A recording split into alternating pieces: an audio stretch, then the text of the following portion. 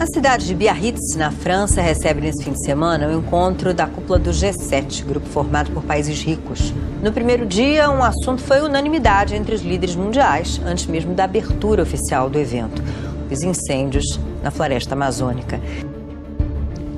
As queimadas pelo Brasil se tornaram uma preocupação mundial. Agora, as queimadas na Amazônia tornaram-se o assunto mais comentado do mundo no Twitter hoje. Milhares de comentários sobre esse tema colocaram as queimadas na Amazônia em primeiro lugar do Twitter do Brasil e também no mundo. La foresta amazônica continua a bruciare. L'immense territoire amazonien. В 2 раза больше, чем за весь прошлый год. Milhares de focos se espalham por vários estados. A NASA divulgou imagens de satélites poderosos que mostram a extensão da fumaça. Há uma semana, o fogo consome a vegetação do Parque Nacional dos Campos Ferruginosos, uma reserva ambiental em Canaã dos Carajás, no Pará. As queimadas também destroem a vegetação em Rondônia. Já são mais de 3.700 focos de queimadas no estado. Nos arredores das zonas alcançadas pelos vastos incêndios que queimam há semanas parte da floresta tropical, se acumulam corpos de animais que sucumbiram à fumaça e às chamas. O aterrorizador silêncio que substituiu o cantar dos pássaros só é rompido pelo ensurdecedor barulho das chamas, que avançam sem controle e tragam cada vez mais a floresta tropical, que abriga 20% de toda a água doce do mundo. Em transmissão ao vivo pela internet, Bolsonaro disse que alguns países estão aproveitando o momento para criar barreiras contra o Brasil. Os países aproveitam o momento para potencializar as críticas contra o Brasil, né? Para prejudicar o nosso agronegócio, para prejudicar a nossa economia. O tom de Bolsonaro foi em resposta a um Twitter do presidente francês. Macron postou uma foto com a frase "A nossa casa está em chamas", em referência aos incêndios na floresta. Macron convocou membros do G7 para discutir o que chamou de crise internacional.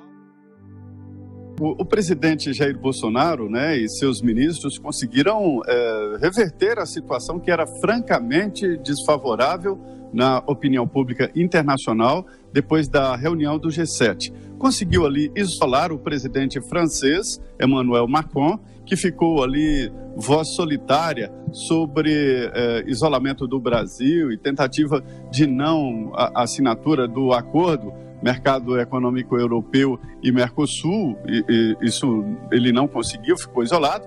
E de quebra, o presidente Jair Bolsonaro vai ter que dar a palavra final, mas o G7 garantiu aí quase 100 milhões de reais para combate a incêndios na floresta amazônica. Macron disse que quer contribuir com a proteção da floresta.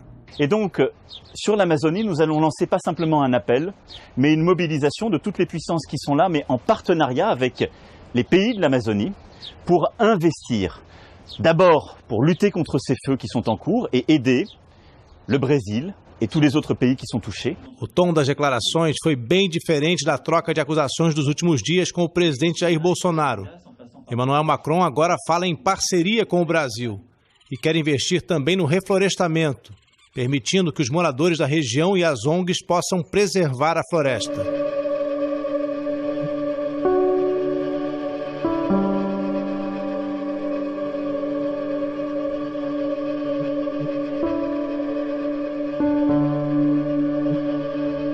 Analistas políticos aqui da França estão vendo nesse movimento de Macron contra Bolsonaro, especialmente contra o acordo comercial com o Mercosul, uma reaproximação do presidente francês com a esquerda aqui do país e principalmente com os produtores agrícolas, que reclamaram muito de um acordo comercial fechado recentemente com o Canadá.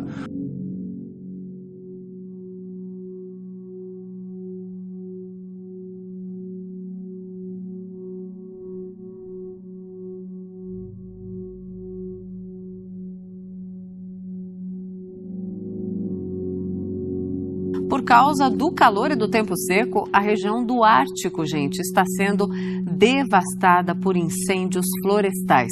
Áreas do norte da Sibéria, da Escandinávia, do Alasca e da Groenlândia. As temperaturas estão bem mais altas do que a média registrada normalmente. Um site especializado diz que os incêndios no Ártico são comuns entre maio e outubro e ajudam no equilíbrio natural dos ecossistemas da região. Mas dessa vez, a intensidade com que estão ocorrendo impressionou os especialistas.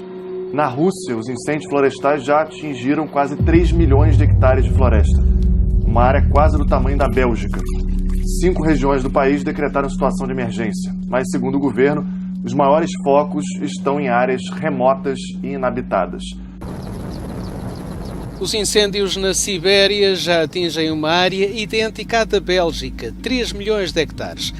Acusado de ter poupado em esforços para combater os fogos e ter deixado a situação alastrar, o governo de Moscovo culpa agora os governos regionais que não quiseram gastar dinheiro com os incêndios em zonas demasiado remotas e desabitadas. Há suspeita de mão criminosa nos incêndios da Sibéria. A informação é do Ministério Público Russo. Na região de Irkutsk, uma das mais afetadas, o Procurador-Geral diz que identificou ignições destinadas a esconder o abate ilegal de árvores. As autoridades dizem que o número de incêndios ativos e de área ardida atingiu valores sem precedentes. No início do mês, o fogo tinha devastado uma área equivalente à Bélgica, aumentou 50% numa semana e equivale agora à área da Estónia, quase metade de Portugal continental. Os fogos alastraram além das fronteiras russas e atingem zonas do Canadá e do estado do Alasca, nos Estados Unidos. O presidente russo Vladimir Putin deu ordem às Forças Armadas para dar assistência aos bombeiros, enviou 10 aviões e 10 helicópteros da Força Aérea. Uma placa em um monumento confirma o desaparecimento da Okyoku, que tinha cerca de 700 anos de idade e agora é a primeira da Islândia a assumir. No texto, o governo e especialistas dizem que o destino de outras geleiras pode ser o mesmo no futuro e que todos estão cientes disso. Fotos mostram a diferença na camada de gelo entre 1986 e 2019. É possível ver que a faixa branca praticamente sumiu ao longo dos 33 anos. A dupla navegava de caiaque no mar quando foi surpreendida por vários blocos de gelo que se desprenderam. A queda criou uma onda gelada que encharcou os dois. Eles contaram que ficaram feridos ao serem atingidos nas mãos e nas costelas por pedras de gelo lançadas de longe. Os homens remaram rápido para não se afogarem e conseguiram escapar. O caso aconteceu há quase 10 dias, mas só agora foi divulgado. Bombeiros continuavam lutando contra um grande incêndio na ilha espanhola de Gran Canária. As chamas eram tão altas que até mesmo os aviões que lançavam água não puderam operar. 5.000 pessoas foram evacuadas devido ao devastador incêndio que atinge a região desde sábado. Mais de 3.400 hectares foram afetados, segundo autoridades. Mais de 600 agentes e 11 veículos aéreos foram mobilizados no combate às chamas. Pelo menos 10 estradas.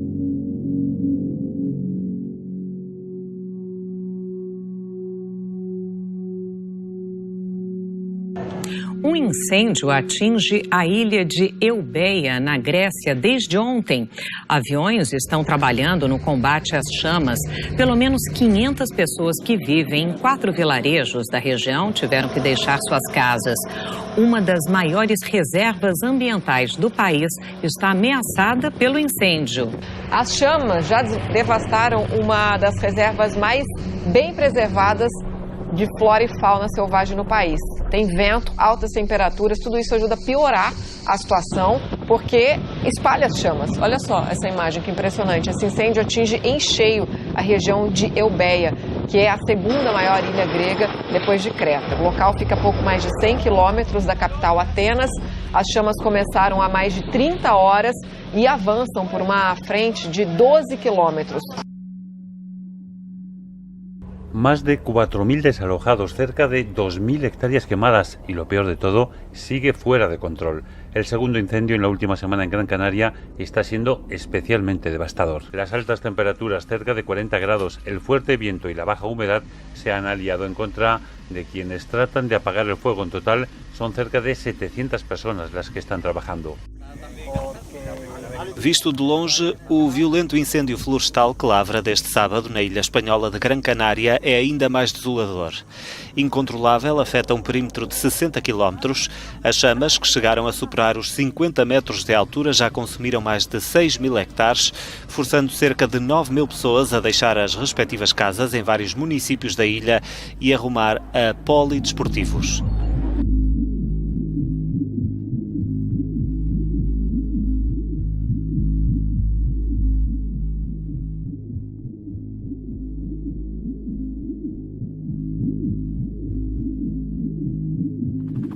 Os militares estão já no terreno para combater os fogos que devastam a Amazónia.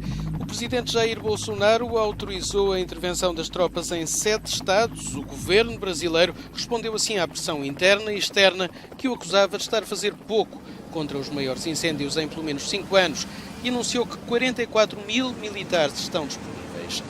No estado da Rondônia, os aviões da Força Aérea estão a deitar água sobre as chamas quase sem interrupção.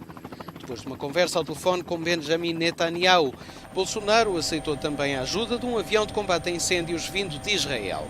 Mas nos últimos 2 dias foi em África, nomeadamente Angola e República Democrática do Congo, que se registaram mais incêndios.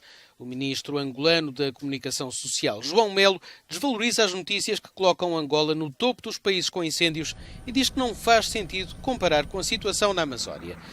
Os incêndios atingem também regiões do globo mais conhecidas pelo gelo do que pelo fogo, como o Alasca, nos Estados Unidos, que conheceu este ano um dos verões mais secos de sempre. As mudanças climáticas estão a ser responsabilizadas, em parte, por este verão incendiário, mas a verdade é que os agricultores e criadores de gado, em vários pontos do globo, estão a deitar fogo às florestas para abrir espaço para os pastos.